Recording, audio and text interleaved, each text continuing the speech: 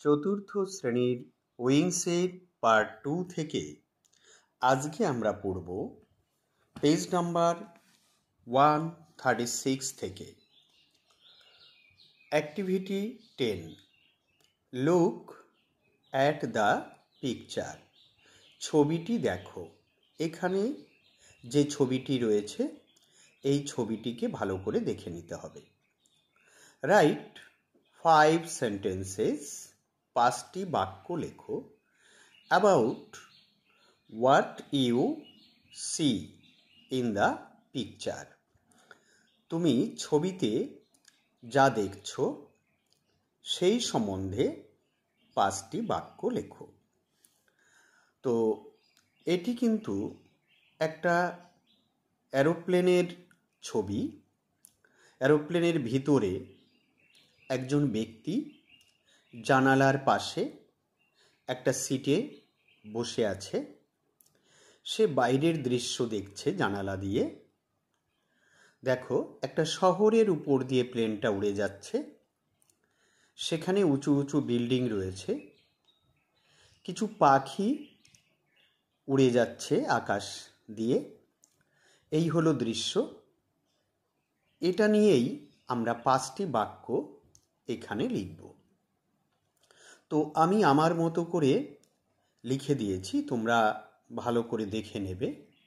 দেখে নিয়ে ব্যাপারটা ভালো করে বুঝে শিখে তারপর নিজের মতো করে লিখবে।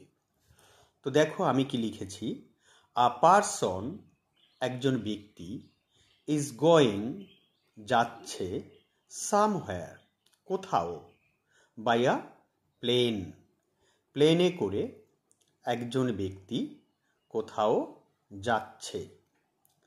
আ person is going somewhere by a plane, একজন ব্যক্তি প্লেনে করে কোথাও যাচ্ছে।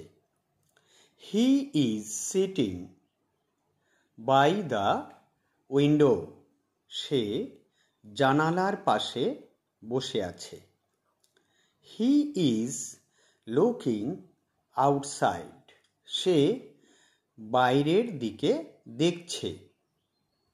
সাম birds are flying in the sky, কিছু পাখিরা আকাশে উড়ছে। দেয়ার আর মেনি টল বিল্ডিংস, সেখানে অনেক উঁচু উঁচু বিল্ডিং রয়েছে। The plane is flying over a city, প্লেনটি একটা শহরের উপর দিয়ে উড়ে যাচ্ছে। তাহলে দেখো আমি আমার মতো করে লিখে দিলাম। তোমরা খুব ভালো করে আগে পড়ে নেবে এবং বিষয়টি খুব ভালোভাবে বুঝে নেবে। তারপর তোমরা তোমাদের মতো করে এটি লিখবে। আর যদি মনে করো এটাই লিখবে সেটাও তোমরা পারো। আর যদি নিজেরা নিজেদের মতো করে আরও সুন্দর করে তোমরা লিখতে চাও সেটাও তোমরা অবশ্যই করতে পারো। তারপরেরটা দেখি আমরা। Let's talk, discuss with your friend, তোমার বন্ধুর সাথে আলোচনা করো। ডিসকাস অর্থাৎ আলোচনা করো উইথ ইয়োর ফ্রেন্ড, তোমার বন্ধুর সাথে। How you would make your locality clean, তুমি তোমার এলাকাকে কিভাবে পরিষ্কার রাখবে। তাহলে কি হলো, তুমি তোমার এলাকাকে কিভাবে পরিষ্কার রাখবে সে বিষয়ে তুমি তোমার বন্ধুর সাথে আলোচনা করো। You may use the following points, নিচের পয়েন্টগুলো তুমি ব্যবহার করতে পারো। এখানে কি কি পয়েন্ট দেওয়া আছে দেখো। ইউজিং ডাস্টবিনস, ডাস্টবিন ব্যবহার করা। ইউজিং টয়লেটস, টয়লেট ব্যবহার করা। নট রাইটিং অন ওয়ালস, দেওয়ালে না লেখা। প্লান্টিং ট্রিজ, গাছ লাগানো। তো এই 4টি পয়েন্ট এখানে দেওয়া আছে। আমরা এই 4টি পয়েন্টকে ব্যবহার করতে পারি যে কিভাবে আমরা আমাদের এলাকাকে পরিচ্ছন্ন রাখব। তো আমি আমার মতো করে লিখেছি, তোমরা দেখে নাও।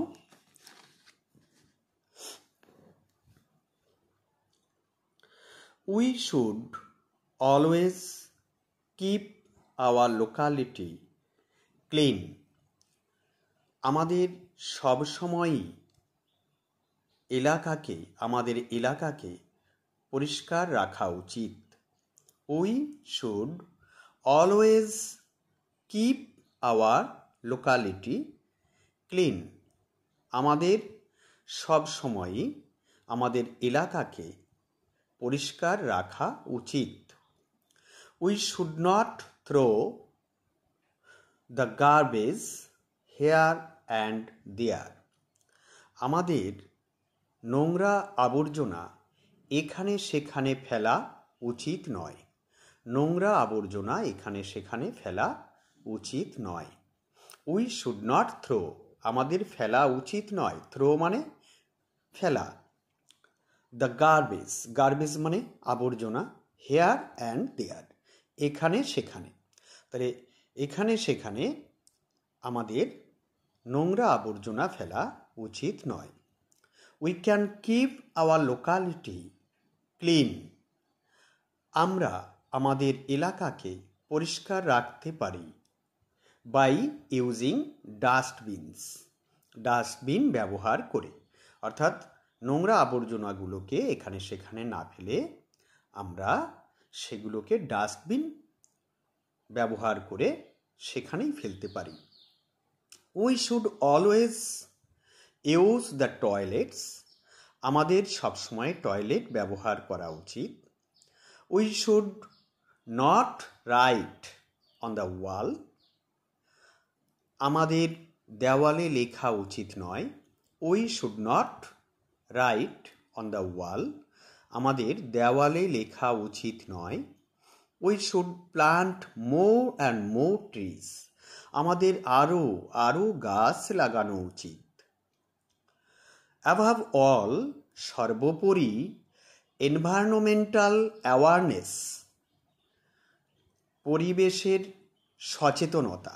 এনভায়রনমেন্টাল অ্যাওয়ারনেস মানে সচেতনতা। দেখো, AWARENESS, অ্যাওয়ারনেস সচেতনতা। এনভায়রনমেন্টাল